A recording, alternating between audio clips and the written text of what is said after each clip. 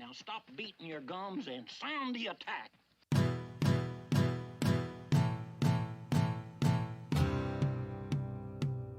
All right, hello, and welcome everyone to another episode of the We Got the Chocolates podcast. And let me bring you in with Skinnell's favourite song. This could be my favourite so far. The last episode was good. I'm getting around this. Is this violin or banjo? Yeah, My musical instrument knowledge is not great. But we'll keep that going in the background though. That is integral, and it's got Skinnelled up and about. Correct. The other potential reason for that could be Skinnelled, and I hate to do this to you so early in the episode, but straight out of the blocks, you have tried a new flavour of alchemy syrup. I have, yes. The matcha. Yeah, the matcha. The Maho matcha. I heard people raving about this matcha powder business for a while now. Thought I'd give it a crack and happy with the results. Oh, yeah? Another delicious beverage. You From are Alchemy, most of welcome course. because I actually made that one for you, so that probably had a lot to do with it as well. You just frothed the soy milk so perfectly. Well done. A lovely vegan plug you've got in there as well. Nice. Haz, we better welcome you. Haven't heard from you yet. Hey guys, how you going? Yeah, well, thanks, Good, mate. thanks, Haz. Just a quick catch-up, I guess. But this interview that you are about to listen to has you almost single-handedly organised, you would say. In fact, definitely single-handedly organised. And he is an Australian cricketer. You do have connections in that particular field, as we've established. A very good one, in fact. You'll hear an interesting stat about him in my little intro that I do when we play the chime here. But a man that you know quite well, Haz, who might that be? Yes, it's Joe Burns. It's taken a while for me to actually get him in. He was a bit tough to convince to come on the podcast, but he's a very funny guy, and so he's well worth listening to. And I'm glad we finally did get him in. Yeah, well done, Haz. It was a good Twisting his chat. arm. Yeah. No, it was very, very useful, actually. You've done well. You asked him first probably, 5 years ago? Before we even started the podcast. Yeah, that's right. And we were planning at that stage. Lined up. Sure. And we have got him in for a chat, a decent length chat, and a great sort of combination, I guess, between hearing a little bit about his pathway to professional cricket, but also sort of plenty of banter about Sam Haslett, about some of the other teammates that he has across both Australian and the Queensland setup. So it is magnificent. And then also his thoughts on grade cricket and how he approaches that, which I found probably most interesting. We'll play the interview for you, and we'll be back with you after that. All right, guys. Tonight we are extremely lucky to be able to talk to another Australian athlete who is competing at the highest level in his sport. He's one of Australia's most loved cricketers and certainly one of Haz's most loved cricketers. A consistent member in the Queensland Bulls and Brisbane Heat teams for the last decade. He's now played 21 tests for Australia with an average of 38.3, I think I'm correct in saying, and 6 one-day internationals. And also new information in Haz, this is quite big. I'm sure most people are across this. But he actually is the third ranked batsman in the world in terms of the highest percentage of controlled defensive shots against pace bowling. Try and work that out. The man that we are, of course, talking about is none other than Australian opening batsman Joe Burns. Joe, have we got you there? Yeah, good day, boys. Thanks for having me. Very exciting. I've heard lots of good things about the podcast, so looking forward to the chat. Outstanding, mate. No, thank you so much for being on. I know Haz first asked you, I think, in sort of 2017, August of 2017, and we've got you on now. So that's been well worth the wait. And I think people have been lying to you if they've told you good things about us, but, you know. Most of the good things he's heard from you, though, Haz. Probably. But the things you get up to in COVID isolation. That's right. He's just got so bored that he's finally caved. We'll take that. That's good. Very good. Joe, I just wanted to start by congratulating you on picking up another Cricket Australia contract for next year. You must be, I imagine, pretty happy with that. Yeah, look, it's always a nice feeling when someone puts a contract in front of you, obviously. So I guess as a player, it doesn't really change too much. We just keep training hard and keep trying to get picks and make runs and win games. But yeah, like I said, it's always good when you can go to the bank with something to try and make some life decisions with as well. Yeah, right. Fantastic. Because you obviously you had a little bit of a stint away from the Australian Test side during like the Ashes series, which was after averaging 40 odd in your first 16 games and peeling off 180 in your last game before getting dropped. So obviously you weren't off to a shabby start. Did you sort of go away and work on anything different at training in that period, or what did you sort of do to get back to where you are? Did you just stick to the basics, or?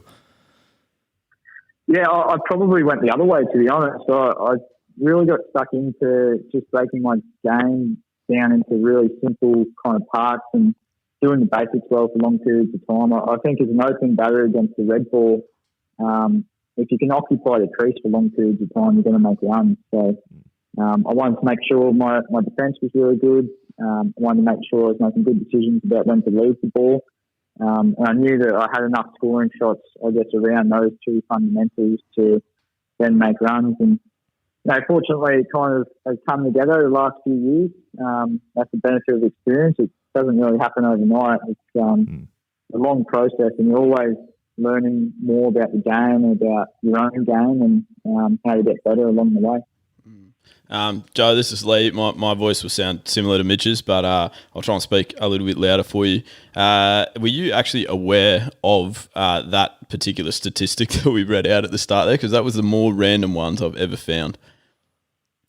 No, I wasn't. And I certainly wouldn't have thought that would be the case either, because I feel like I nick off a lot. So I guess I didn't realise that other guys were just nicking off more than me. Yeah, that's right. Perfect. Joe, you're I guess in terms of matches played, it's quite impressive reading, really. You've played 123 first-class games, 74 List A and 67 T20s as well. So obviously a few sort of Australian winters spent over in England, but that's plenty of professional cricket, you'd have to say, for someone that's only 30 years old. Yeah, I was quite lucky at a young age. My first county stint was actually with Leicestershire. I think I was 22 or 23. And look, in my mind, I just wanted to play as much cricket as possible and get as much experience on board as quick as possible. I guess you find over the years that the numbers kind of rack up without really realising. You look at the schedule these days, and we play so much cricket that guys that come into the game now, by the time they've played 10 to 15 years, they would have played so many games across each format. So it's one of the benefits of the modern game, cricket you're playing and the experience you pick up along the way. And it's all a learning process. Every game I've played, everywhere I've played, I strongly believe I've kind of learnt something about the game, and it kind of leads to this point in your career. Hey Burnsy, Sam here. I know I haven't got a word in yet because the other guys have snuck in early, but I know we always joke when you bend down to stop a ball in a Shield game that you physically shouldn't be able to do that with your lack of flexibility and back soreness. But how do you really feel on day 5 of a Test match? Just to clarify what you're talking about, so my fit and reach is, I'm about 30 centimetres away from touching my toes. And I always thought that people who could touch their toes were weirdos. And it wasn't until we started testing weekly people's flexibility that I realised that I was the weird one, that I was so unflexible. So I always say to the boys that there's when I stop the ball in the field, that technically I shouldn't be able to actually reach down to the ground and stop the ball. So look, I feel like I'm doing pretty well in that space. Yeah, still plenty more years of cricket ahead of you then. Yeah, as for day 5 of a Test match, in some respects, sometimes 5 days can be easier to get through than 4 days, because usually one of those days, Steve Smith or Marnus Labuschagne or Dave Warner has made 200 and he's got to sit down all day and rest. So, 4 innings spread over 5 days is, there's a little bit more rest periods in there. The Shield games are pretty tough sometimes, and as you know, when we start playing back-to-back games, especially late in the season, it is pretty taxing on the body, and it shows the importance of having a really good pre-season these days. Yeah, definitely. I'm with you there. No, that's very fair. Joe, can I just sneak a question in here? You mentioned Marnus already, actually. I feel like it comes up in most of our podcast interviews, actually, particularly with cricketers. But given the amount of cricket that you have played that we just read out there, are you one of these guys that you think that you would be sort of taking the call up for like a garage cricket debut? Do you love cricket that much, or are you probably more keen to get a break from it when you're not actually on the field, given the amount of games you've racked up? It's funny because when we're on tour, I love playing cricket with Marnus in the hotels. So we'll have like a team room, and a few of us will come together and we'll tape up a ball. But What I've learnt really quickly is that it's only fun if you're on Marnus's team because he's so good. So if I was going to play garage cricket, I wouldn't want to play against him. I can't pick any delivery he bowls at me. Yeah. Like, none of them I can pick. I can't get him out. So, look, when we played 2 versus 2, I think the last game we played was me and Marnus versus Warner and Payne. And it was a pretty fun contest. So that's what we generally get up to between kind of training sessions and days play. So it's a lot of fun. And obviously Marnie takes it to a new level when he gets in his garage on his time at home and keeps playing. So, I love having Marnus on tour for that fact. Yeah, I wouldn't have. That's quite. I'm impressed. Well, kind of surprised, to be honest. I wouldn't have thought that you were that much in love with the game, Joe. That's quite refreshing to hear. Look, I think we all love the game. The problem with the game is it's the times that you make like 5 ducks in a row that you start to hate it. So when you play like garage cricket or hotel cricket, if you get 5 ducks, you can just laugh it off and move on. That's there's no long walk off in front of all the cameras, in front of the crowd that's teasing you, making fun of you. So it's always a lot more fun playing in the hotel. So I'll rephrase that. It's easier to maintain your love of the game when you're only playing in a hotel room compared to out on a proper cricket field. Yeah, that's great insight. That's fair, actually. Very fair. Joe, something I found out doing a little bit of research leading up to this interview is that you've got a fair bit of cricket sort of in your family history, I suppose. Your great uncle Harold Burns also played for Queensland back in the 1930s, I believe. Have you heard any stories from him or know any more about him that you can share with us? Yeah, so he was a wicketkeeper. He's from Cairns back in the 30s, and he actually caught Don Bradman for a duck. I don't know if it was a Queensland game or a Queensland country game back in the day. I think he caught him, and he also stumped him in another inning. So actually, it's a nice kind of thing to have. So he was my dad's uncle.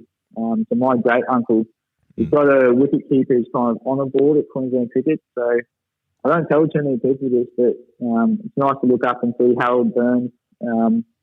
I think he only might have played 3 or 4 games for Queensland, but I think for someone that was based in Cairns, it was a really big achievement at the time to have a country hero, I guess, playing in the Queensland team. Yeah, that's class. And you mentioned he was a wicket keeper. You didn't emulate that, but you do rate yourself with the gloves. You're a Brisbane Heat keeper in a trial game up at the Sunny Coast a couple of years ago. So I always tease keepers about how they get to the field with gloves on. Keeping is literally the hardest thing I've ever imagined on a cricket field. I was scared that every time the batter tried to play a cut shot the spinner that they were going to hit me in the head, so I'd start backing away. Yeah, that is and fair. just the squatting up and down is so physically draining on the body. So I think I kept the 9 overs, and I instantly had the biggest respect for every keeper that's ever kept in the history of cricket. So, Leigh, I know you keep, don't you? So, I do, I do. But Joe, I've got a lot of respect. I've got to say, given sort of the stat that you mentioned about your sit and reach test, I'm not surprised that you found that you found the squatting element a little bit more challenging. It's funny, after 2 overs, I stopped squatting. I just started standing there like a first flip fielder. Yeah, that's the power stance. Looking at me like, what are you doing? You might be all right if you stick with it. I mean, you catch well in the slips. Maybe it's because you put a lot of effort into your eyesight and keeping that sharp. Tell us about your different light refracting sort of devices you use for your eyesight. Yeah, I'm intrigued by this, Joe. This is inside information from Haz. We knew nothing of it, but I'm quite intrigued. So I actually wear contact lenses when I play cricket. So it started a few years ago. I've got a astigmatism in one of my eyes. So I had to wear a hard lens at night. This is going back maybe 6 or 7 years to kind of give myself better vision for when I played cricket. And then that kind of evolved into just wearing soft contacts when I played. Given I was seeing the optometrist so much, I kind of got into like the whole eye training kind of sphere of life, which just changed my perspective on everything. All our coaches always tell us to watch the ball. So it kind of made sense to me that we kind of start training our eyes to be able to see the ball, lock onto the ball really well. I casually try and get the guys to almost, like awaken that side of their training. Yeah. I get teased a lot, as Taz may allude to, because I've got like little prisms and whatnot that I'll use just to warm up the eyes or to train them, to strengthen them. But I'm a big believer in that if you can maintain a good eyesight and strong muscles in your eyes, it's as good as any other training you can do in the game. That's elite. And like Joe, you're obviously fairly convinced that like it's actually made a significant difference to your batting, I guess. Like, have you seen improvements? Look, I think what I always find is if I haven't played the game for a few weeks, I actually little things like when you're catching in the splits, you might just lose track of the ball for a moment. Yep. And what I find is if I'm doing my eye training, my eyes actually become really strong at being able to lock onto the ball. Doesn't make any difference to your technique and how you actually play the ball from there. But I guess if you're giving yourself every opportunity to see it early and to, see the ball as best you can, then you're better chance of either hitting it with the bat or catching it. So I guess that's my belief anyway. And I think by the time you get to my age, any training you do, if you don't do it, it rattles you so much because we become so superstitious and so used to routines that I just need to do it now. And I just put all the haters in the change room out of my mind when I'm sitting there with a prism going back and forth in front of my eyes. It's funny because at the Queensland level, I'm not too fussed because a lot of the guys are quite younger and like they'll make a joke that they won't go too hard at me. It's when I'm in the Aussie change room that I'm I have to do it like in the toilets or like away from where people can see me because I don't want to spend the whole day getting teased by the likes of Payne or Warner or Wade the whole day in the field. Oh, that's a totally different dynamic. Has had a go at it, Joe? Is he intrigued by it? Because Mitch is like, you're obviously not going to know this, but Mitch is a complete science geek. And so I can see sort of his eyes rolling in his head, and I know for a fact that he will definitely try this out in the next 3 days. So has Haz ever had a crack at it? I'm not sure. Have you? I don't think has, but I tell you, I was rooming with Ben Cutting one time, and I had like a little contraption that I set up, and you use cards and you try and move the cards together. And him and his fiance Erin Holland had a go at it. I remember that they thought it was the biggest load of crap they've ever seen. And then apparently Touchy he pulled the shoelace out of his shoe and started doing the eye exercise before he opened the batting before a heat game one day. So it's funny how over 2 years after I first introduced it to him, he actually has now incorporated into his batting regime as well. You've broken him. Mind you, I don't think Touchy's batting is a great advertisement for my eyes, but he's definitely on board as well. So, mate, I'm more than welcome to show people out there the sorts of training I do, provided that they do keep an open mind. They don't sledge me about it in grade cricket when I play against you guys. No. We'll probably get to your grade cricket record at some stage, but I don't think we're in a boat where we're able to sledge you.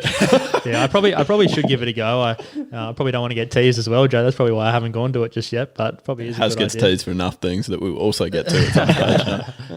Maybe Joe, you should give the products from Alchemy Cordials Australia a go. I'm not sure they've been scientifically improven to improve your eyesight, but they do taste exquisite and also have a range of superfood products, notably matcha, turmeric, and beetroot that I reckon would be right up your alley, mate. That's a shameless plug. Hang on. Was that what was that? I thought we were breaking through like an info commercial there. That was actually pre-recorded, Joe. I just hit a button and has his voice just freeze. No, but seriously, Alchemy Australia, give it a go. You've done that with the straightest face as well, and Joe just said well. nothing. It was like dead silent. It was a genuine infographic. That was excellent. No, but yeah, well plugged, Haz, and obviously thank you very much to Alchemy as well. Skinner. Yes, I did have a question, Joe. So we've mentioned your brief stint with the wicket-keeping gloves. I wanted to talk about you also sort of fancy yourself with the ball, I believe, like most batsmen going around, I suppose. I know I'm always in Leigh's here trying to get a trundle in grade cricket. I just wanted to ask sort of how that's going for you. Is it something you actually work on or want to play a decent role in your game, or is it just a little bit of a hobby? Bit of a garage cricket hobby. So I'm very open about this. I cannot bowl. Oh. So I bowl absolute junk. Okay. But I think what people overlook, not so much in red ball cricket, but in white ball cricket, is that sometimes I think batters make very good bowlers simply because they know what the other batter is thinking and feeling and trying to do. And in white ball cricket, you don't have to spin the ball. You just have to be able to set a field and be able to hit like a reasonable area and kind of understand the match situation. So I think batters can play a really useful role with the ball in white ball cricket. I've seen Haz bowl his left arm offies. I reckon Haz is the most underrated bowler in Australian domestic cricket. What about that? To the point where we played the Shield final, and I was standing at first slip, and I was pushing for like 10 overs. I was like, mate, I was talking to Jimmy as keeper. I was like, Jimmy, just give Haz a bowl, mate. He's bowling good. Like, he'll get a wicket. You need a wicket here. It's flat. He can create something. So Jimmy's like, okay, shut up. Stop telling me. I'll just bowl Haz. I'll give him one over. Haz bowled 5 full tosses in a row and went to about 20 off the over. I went for 3. I said, Haz. I was like, Haz, I'm never, ever talking up your bowling to the captain ever again. No, look, me like you, Joe, I'm a white ball bowler. That's what I do. And it was only 3 runs off the over, but there were probably 5 full tosses. I'll give you that. 5 full tosses for 3 runs is still making something happen. That's good. Very fair. Because Joe, you've actually taken, I reckon, you could probably talk these stats up quite impressively, because you've actually taken triple the amount of wickets in 2020 cricket as you sort of have in the longer format games of 4-day and 1-day cricket. So you could say that you actually have found like a bit of a niche, a specialty there, couldn't you? When you say triple, I think I'm taking one wicket in first class cricket, so it must be 3 wickets in white ball. That is correct. Look, I enjoy it. I get really, really nervous when I bowl, and I kind of enjoy that. Like I found when I was bowling, I'd go into games, I wouldn't even think about my batting. Like if I knew I was open to bowling the first over, I'd be down at the nets, like my local nets, at like 9 a.m. just bowling. And it kind of like really invigorated my mindset around the game. When you're standing at the top of your mark and you realise that there's no net, and the wicket looks seriously like 4 times longer than it does in the nets as well. Like I'm like, Jimmy, I'm pretty sure this wicket's been marked out wrong. We've got to come closer.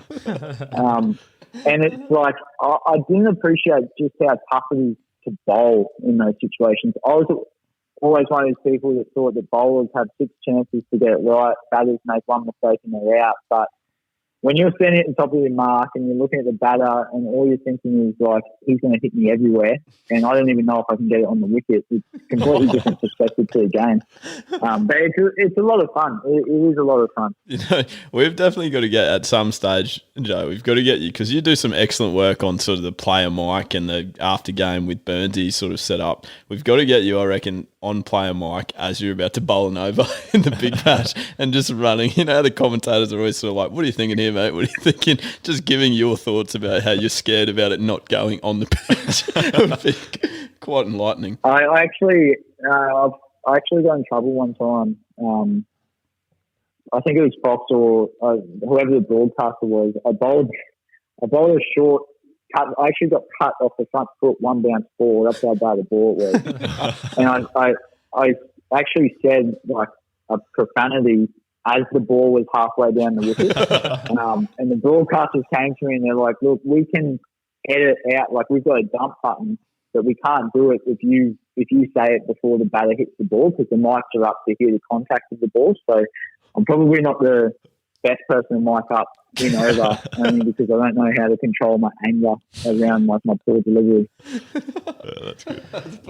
And Joe, do you get a bit more of a trundle when you come back to grade cricket? Have you got any sort of big names that you've managed to pick up in grade cricket? Any big scalps for us? Because Renners has like a full 11, hey? Like Yeah. Renners selects like, I'm sure you're aware of that, Joe. I'm sure he's probably chewed your ear off about it. Are you in it, actually? Has he ever got you out, Burnsy? No, Rennes has never got here. I was very nervous facing him. I just blocked him. I didn't want to be in that 11. No, I've only ever got grade wickets bowling pace. And that was back when I first started, like second innings to bowl some medium paces.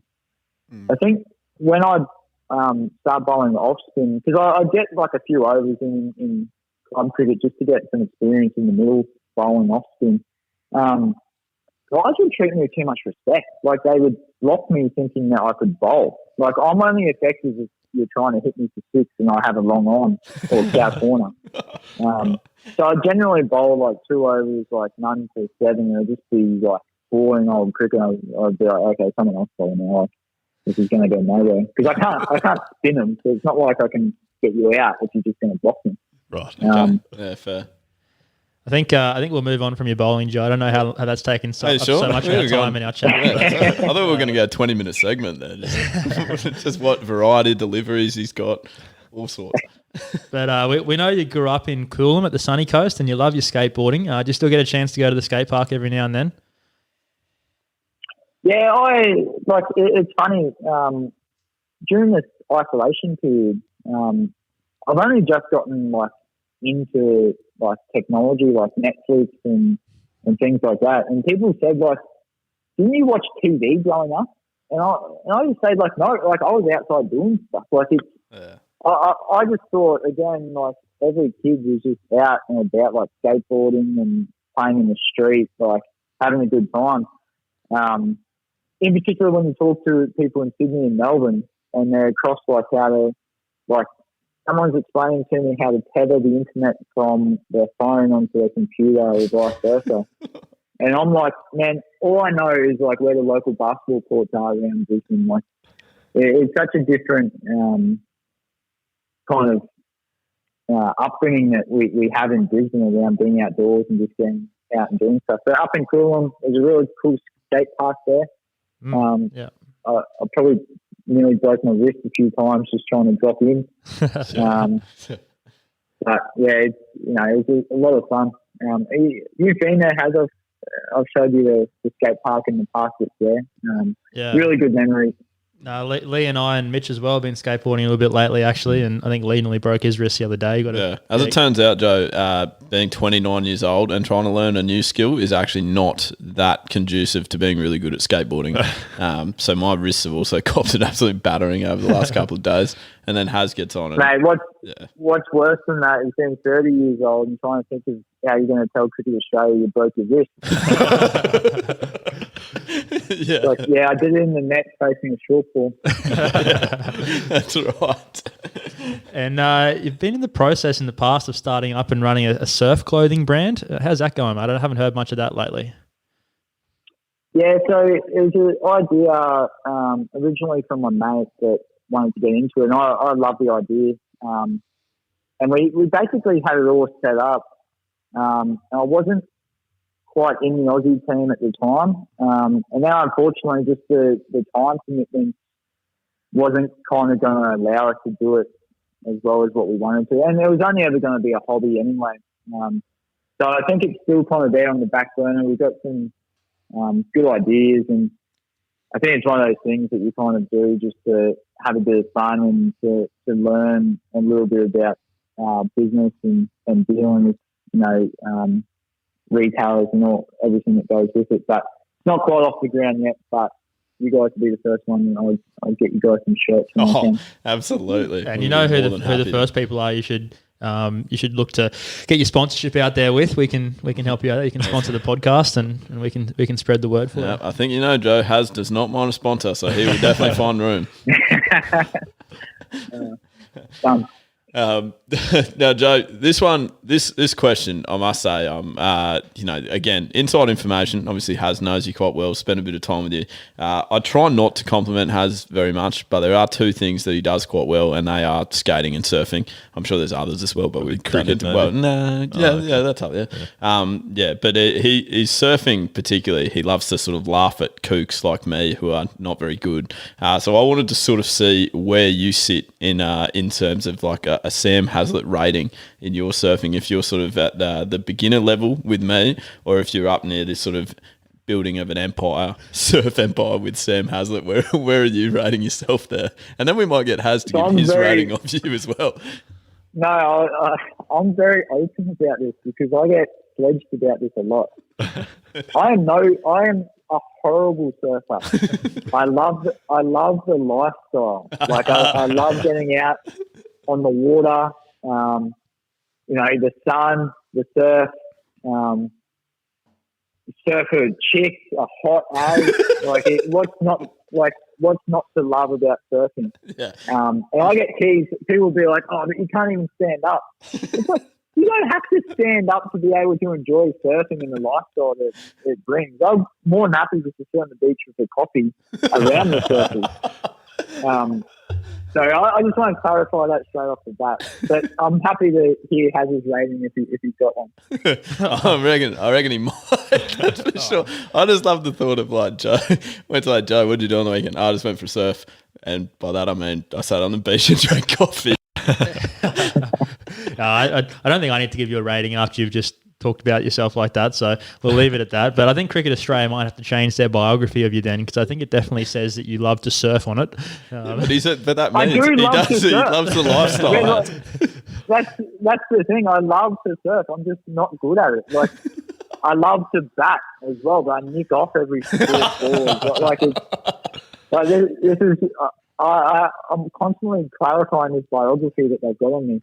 Because it's correct. I love surfing. I love the lifestyle. Yeah, fair enough. Well, next time you go surfing, give me a call and I'll come up there and bring my no-talk surfboard and we can surf together. Yeah, nice. Again, there's another info commercial. There's always 2 per episode. No, again, brilliant. But also, do not do that. He is a stinking teacher. He will honestly go a kilometre away from you and catch as many waves as possible while you're still floundering. I've been surfing with Haz a few times, and it's really enjoyable. The thing is, I was still at that point where Haz didn't realise I sucked. So I'd always be like, "Hey man, I need to change boards. I need one that's easy to stand up on." I got to a point where I think Haz gave me 4 or 5 different surfboards to use, and I just I was horrible with all of them. I just admitted to him, "Look, mate, I didn't think it would come to this, but I cannot surf." I'm just happy being out here on the water. I'm happy watching you do your thing. I think your dad's come out a few times. I love talking to his dad out on the water. Yeah. I don't think he realises that I can't surf yet. So just keep up that act. That's quality. Yeah, so it's a lot of fun there. There was actually something else when I did some research that I found that we had in common, as well as our love for surfing, and that was that both of us grew up with parents as teachers, I believe. Did they ever get to teach you? No, they never taught me. But I think, I'm actually quite proud of the fact that both my parents were teachers. I think, it instills some good values in you from a young age. I just assume that everyone kind of, as a youngster, everyone just, your life revolves around getting in, doing hard work, working long hours kind of thing. And I think it kind of comes across now in how I approach things. You only get out what you put in. And I'm sure you probably feel the same, Hayes. To see your parents just on your way as teachers, giving back to the community the way they do, it's a great thing to have as an upbringing in your values. Yeah, I was very lucky to have my parents were teachers. They could help me out, and I have a lot of respect for teachers. They work very hard and do a good job. Thank you, Haz. Correct. Yeah, Leigh's a teacher too. So yeah, that's right. No, that was awesome to listen to, Joe. I appreciate it. My parents did not help me with homework though. I don't understand why. They could have helped me out a hell of a lot in school, but for some reason they didn't. They were probably like fairly sick of helping kids by the time they got home to you, Joe.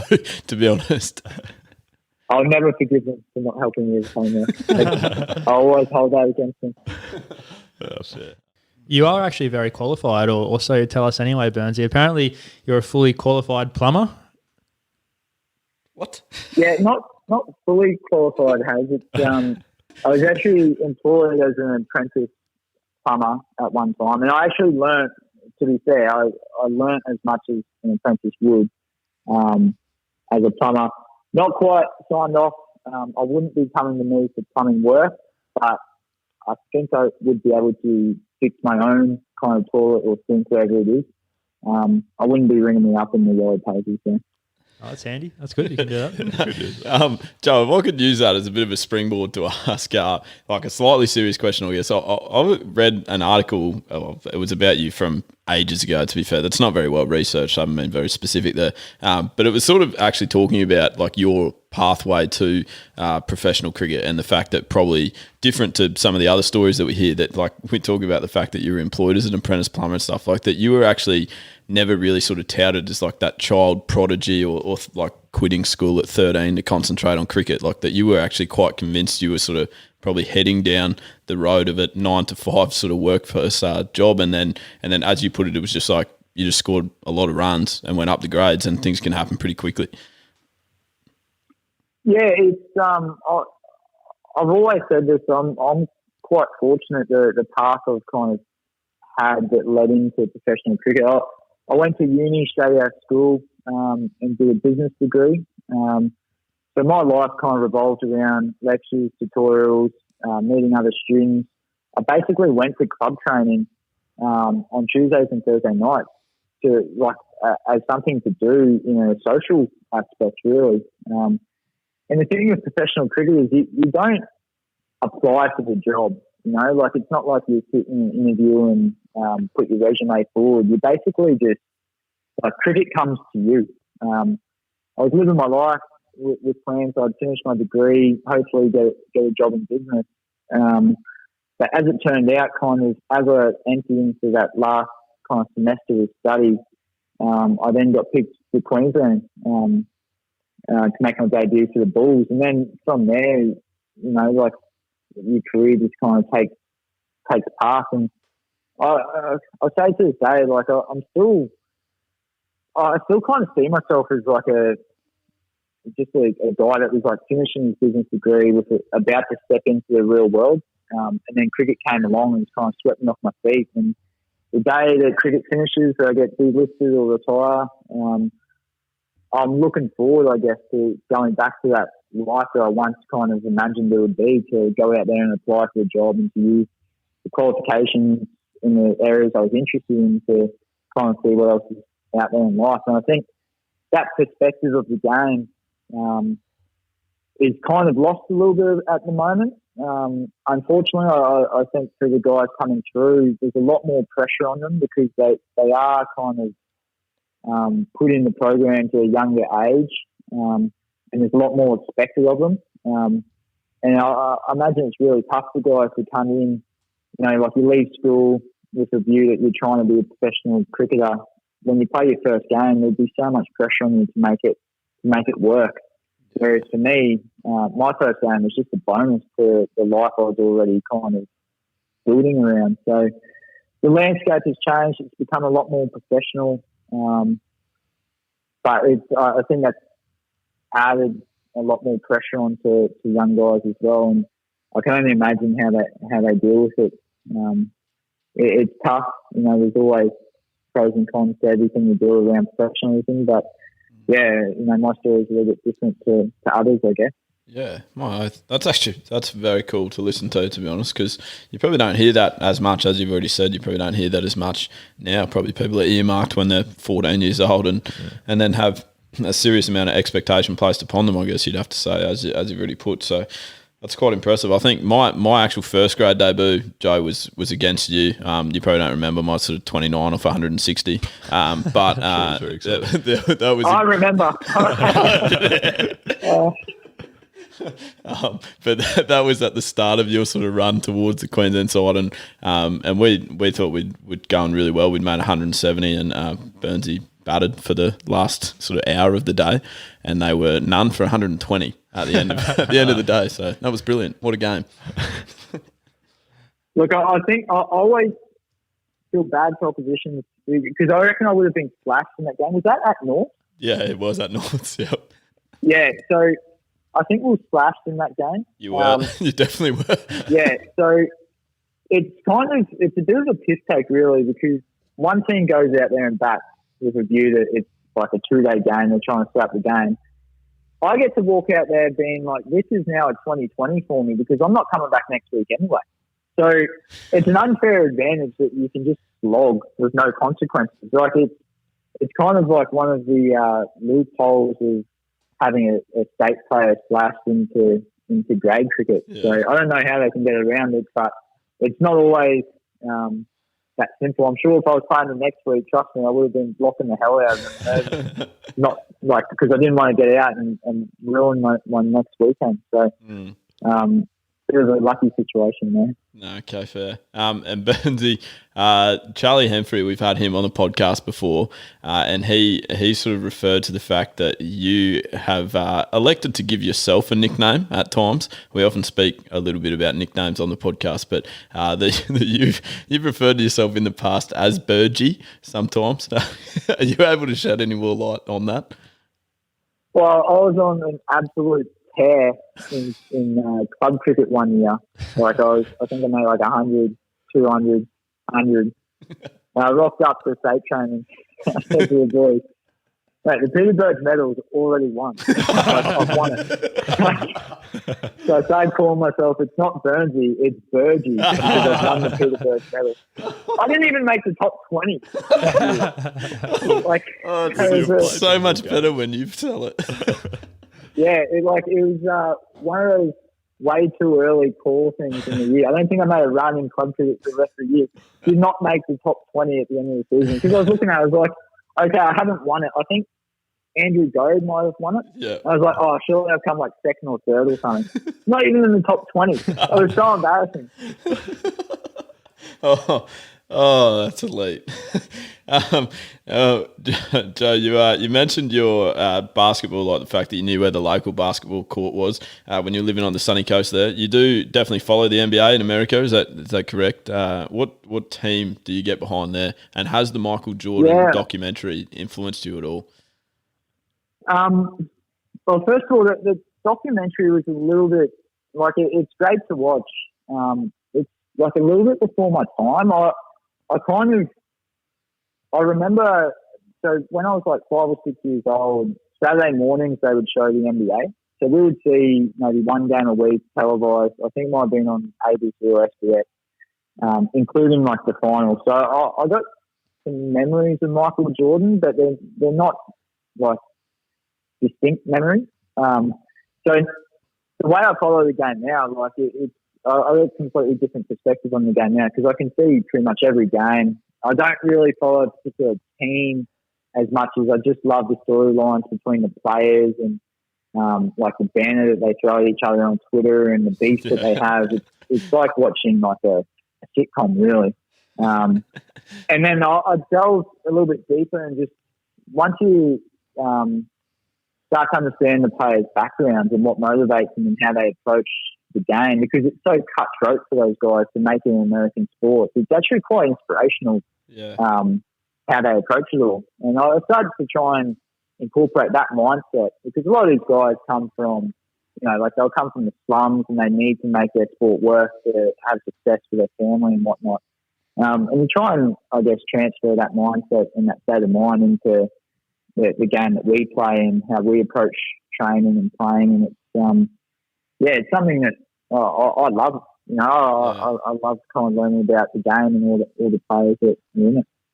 And in a pre-COVID world, Joe, you'd be known to be down at the local basketball court playing with whoever was down there, just random people down at the local court, couldn't you? Yeah, so it's funny because I'm not really one of the cool kids at the basketball court. So I like to rock up like by myself or maybe with one other person. and there'll usually be like another team of like 3 or 4 guys that know each other.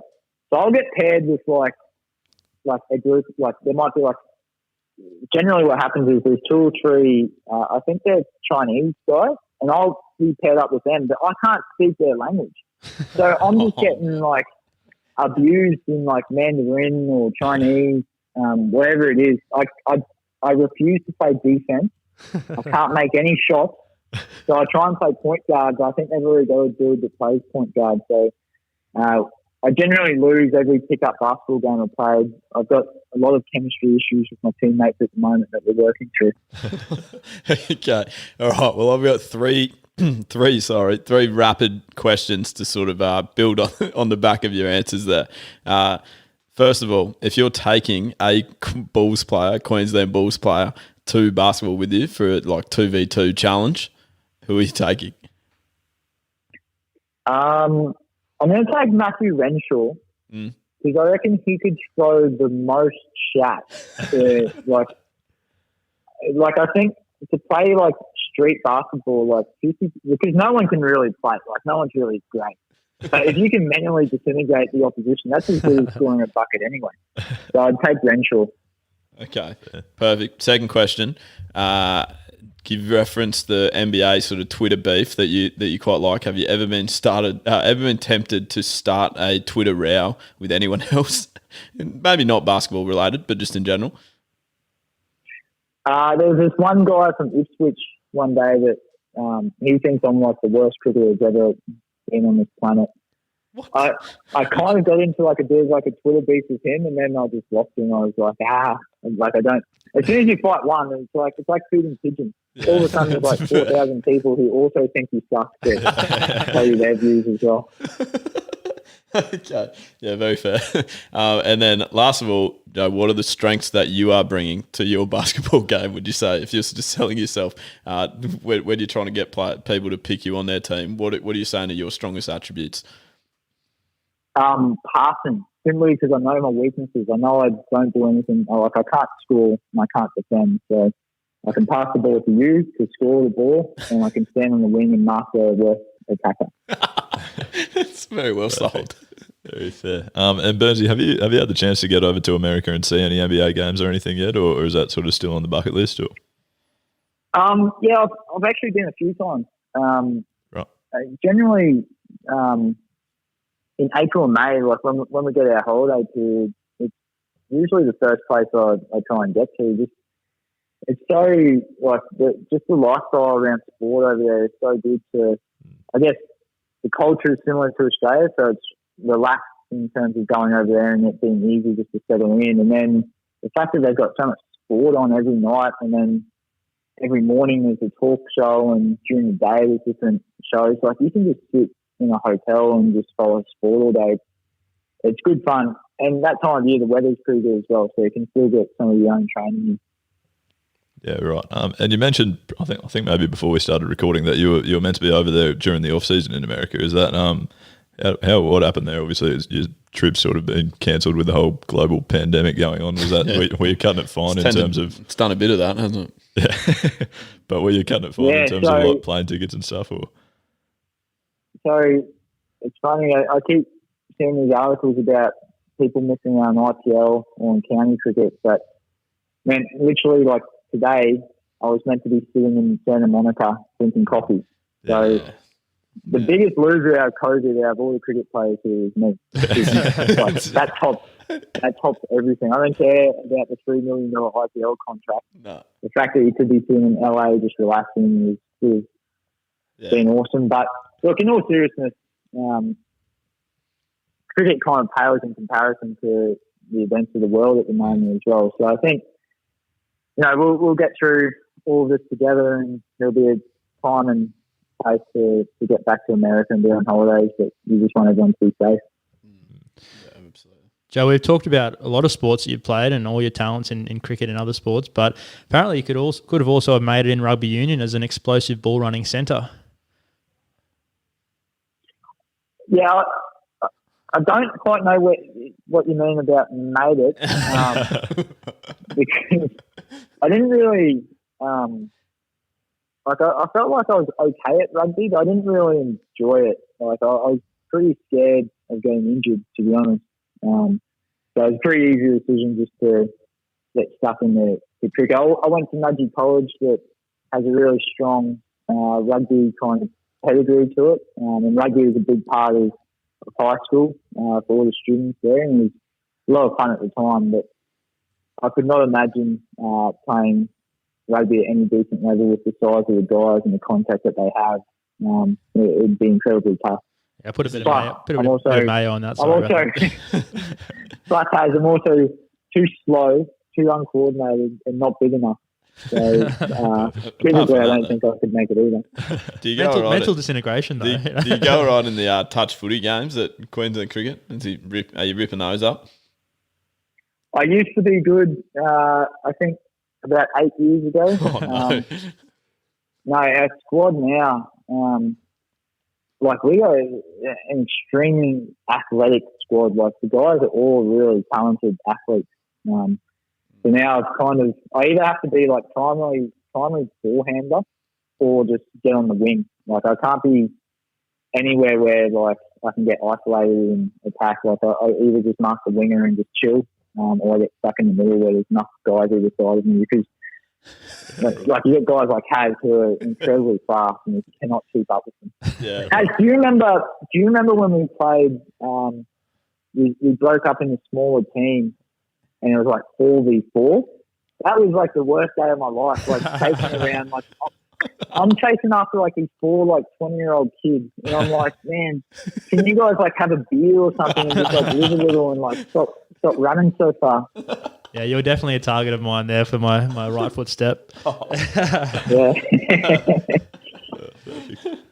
Burnsy, I've got a slightly off-topic question for you, but we've obviously sort of gone through and trawled back through some of your tweets and stuff leading up to this interview. So I had to ask, did you ever end up having any luck picking up sort of backstage tickets to that Eminem concert or the Hilltop Hoods?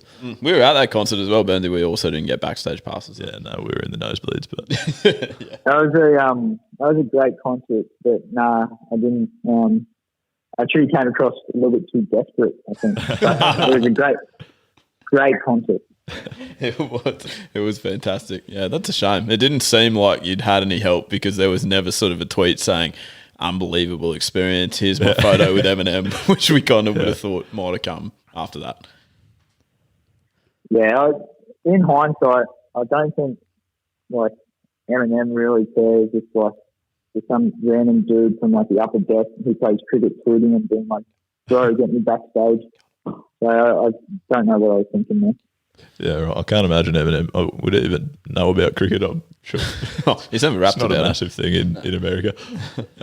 Well, we're nearly finished here, Joe. We've had you for quite a while now, so we won't take too much more of your time. But back to cricket for one more question. You became great mates with Australia's other opening batter, David Warner, during your initial stint in the Aussie team. However, there was talk during the Ashes tour that one of our Bulls teammates, Michael Nessa, ended up leapfrogging you in the pecking order, and Dave began enjoying spending time with Ness more when you weren't there. So have you been able to claw your way back to being number one since being back in the Australian squad recently, or is Ness still the favourite?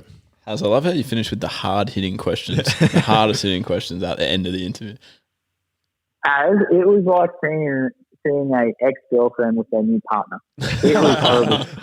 Like, to the point where this summer, because Ness was 12th man for most of the games, every time a wicket would fall, I'd see those two, like, hugging each other.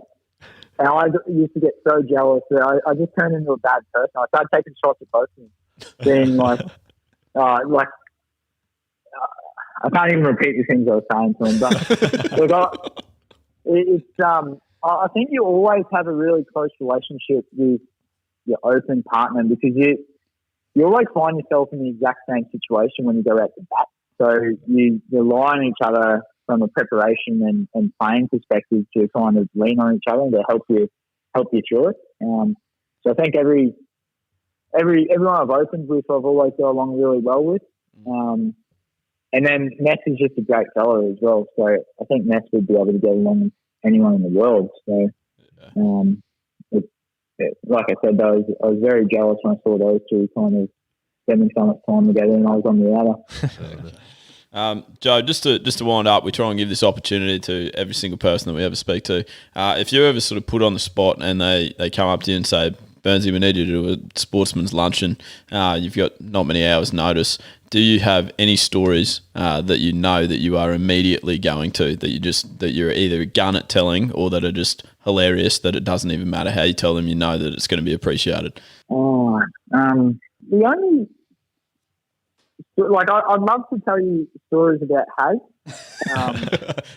It's generally what people do, funnily enough. Yeah, for example, originally when Haz came into the team, it got told to me, and I actually saw this firsthand, that Haz would take like the soap and the shampoo and the conditioner from each hotel with them. So he'd steal soap basically from hotels. And I used to get stuck into him non-stop about, I'm like, Haz, what are you doing?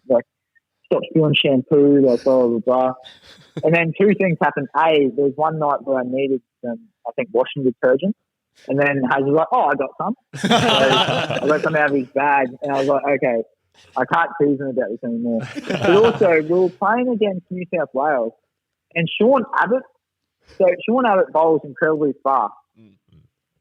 He knew about it somehow, and he started sledging Haz about stealing washing detergent from the hotel. Tell you what, every time I play New South Wales, Saba gets in my ear about soap and shampoo. He asks me how the shampoo is at the hotel we're staying at. It annoys me so much. As soon as that started happening, I was like, okay, I think he's copying it enough out on the cricket field that I can't also contribute to this. As much as I find it odd that he's kind of stealing small sachets of soap, I'm just going to, I think Sean Abbott's giving him enough that hopefully he learns his lesson not to do it again, or at least not make it public knowledge. Yeah. Have you stopped that, Haz? Yeah, I've stopped it now. Okay. I've got enough saved up, you know. That's a stockpile. Well, that probably launches perfectly into Burnsy, a segment that we've actually just started on the podcast, something that we will be running for the next couple of weeks. On the back of sort of Luke Feldman was the first person to come in and sort of start the train of just sort of sledging Haz about how, what did you say, fiscally responsible that Hazlitt is. And then obviously we've had you now, Brad Wilkins said it as well. We've had it, and then Christian Welch came on and sort of spoke about the tightest friend that he ever had, who he reckons would rival Haz. So we actually have launched a tote team, the tightest of all time. We've been taking nominations in that field. James Spargo has been nominated already, who you might have played a couple of games of cricket against. Would you have any nominations, any other ones that you reckon should be ousted? I think one that flies under the radar massively is Jimmy Pearson. You guys would know him well. That is perfect. No, but I'm amazed at some of the comments Jimmy will make at times. And it's kind of inconsistent tightness, but there'll be old mouldy bread at the supermarket, and they'll be freshly made, literally straight out of the bakers, and it'll be 3 cents more. You wouldn't even, and he'll be like, I'm not paying 46 cents. It's mate, what? It's sneaky. There's sneaky tightness to Jimmy Pearson. So just keep an eye out for it, because it's not common, but when you see it, you'll know. And it's incredibly fun. That is brilliant. That's a nomination we will definitely be using. Joe, that's probably about all we sort of had planned for you, mate. We appreciate your time so much. Thank you so much for coming on. Obviously, as soon as we get a little bit more information about sort of when cricket can go back and stuff, we very much look forward to watching you excel again in Australian colours, mate. Thanks, boys. Thanks for having me on the podcast, and all the best. Stay safe over this whole period. Hopefully see you guys soon. Hopefully the North's first Redlands games next year. No sledging, unless it's about Jimmy or Hazard's tightness. Exactly, and hopefully you're not slashed in for the first week and just get to dominate in the afternoon. Yeah, all the best, mate. I'll see you training soon. See you, boys. Thanks, Joe. Thanks, mate.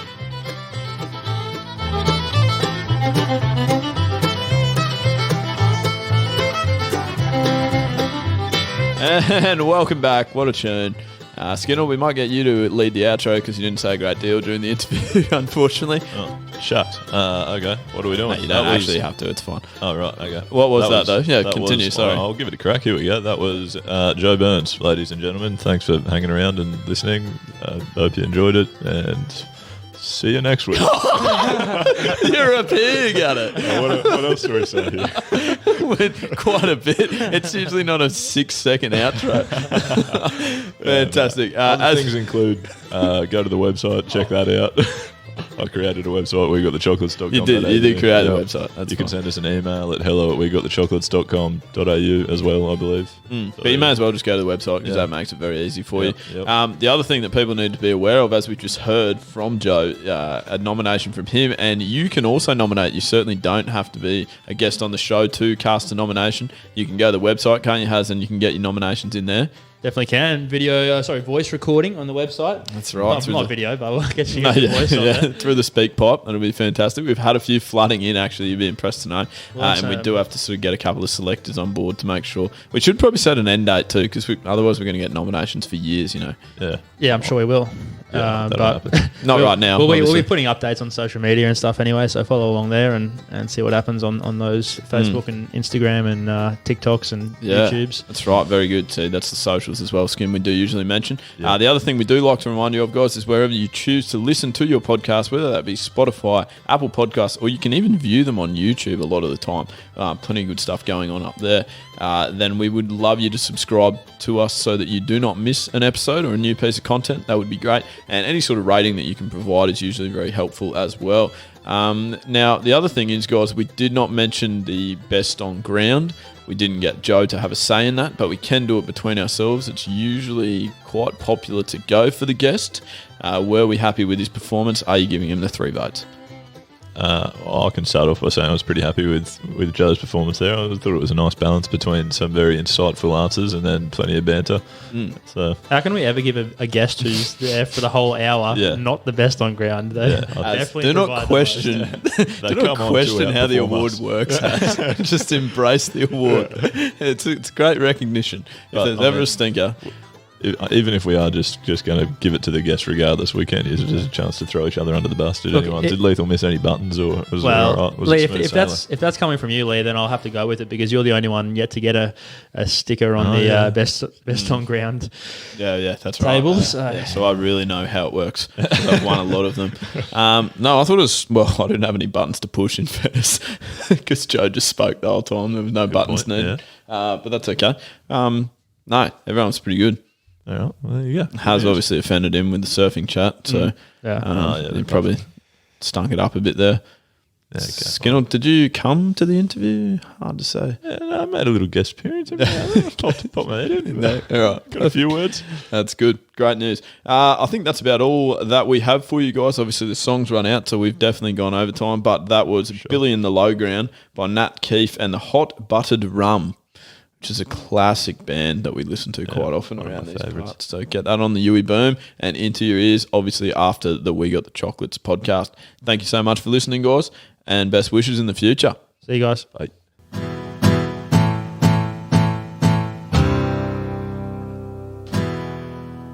You know what I'm going to say, don't you, Haz? Stumps.